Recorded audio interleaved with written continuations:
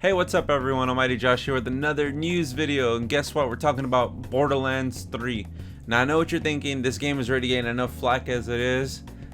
You'll understand that joke later, but it's just getting crazier with Gearbox, and we're about to talk about it right now. So basically what's been going on is Gearbox has been banning people for getting the robot's pronouns wrong.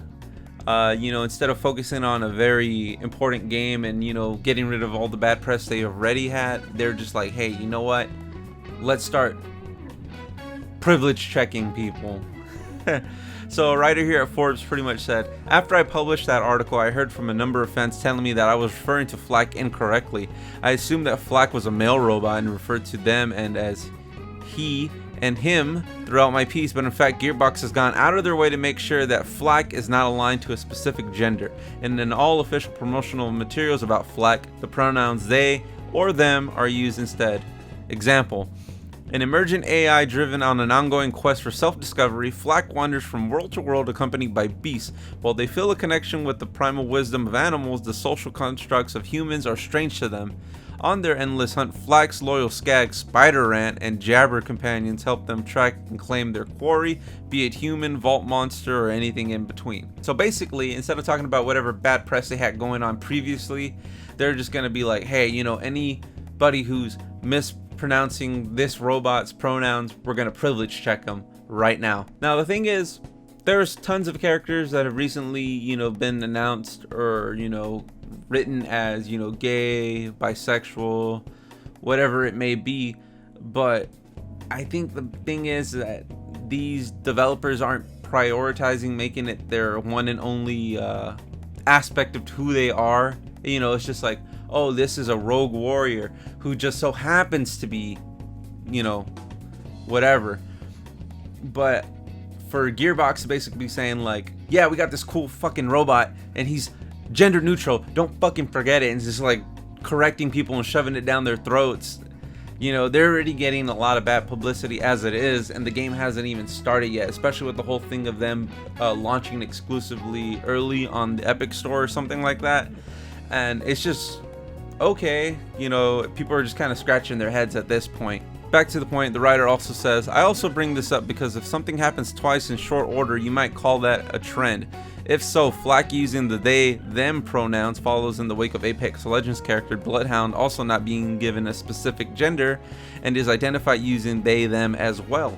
I suppose you can make the separate arguments that Flak is they because they are a robot and Bloodhound is a they because their identity is unknown, but it seems more likely these companies are choosing to make a small move to be more representative and inclusive in their hero design. This is less overt than the, say, Blizzard revealing that Tracer and Soldier 76, the two main faces of Overwatch, are canonically gay. But the thing is, when Blizzard did it, they were written as such, they were planned as such. It's not to where like, hey, we have all these heroes, let's mark off a checklist and make sure, that they follow each of the minorities and or subcultures or people that aren't being represented in video games. Now, is there a 0.11145 chance that they're a group of people that represent as non-binary / gender neutral robots? Maybe. It's 2019. Anything is possible. But to go out of their way and basically correct and shame people for getting it wrong, for just assuming that robots don't have a gender, what the hell are they thinking at this point? Now, I would understand if, there was a lot of hate going towards them and they came out with a new hero or character or whatever who just happened to be, gender neutral, who was an actual human, not a robotic AI. That's a different story. But when you're making it a big deal about a robot, which canonically in most people's common sense doesn't have gender organs or any sort of feelings whatsoever, I think that's where it becomes a little weird. But it's 2019. Like I said, game developers are doing this thing where they're trying to accumulate what Jeremy at the quartering calls woke points, as in just to get goodwill with the public by just saying like, hey, I know we are charging you thousands of dollars in microtransactions and trying to charge you hundreds of dollars in DLC, but we have a gay character. Nah.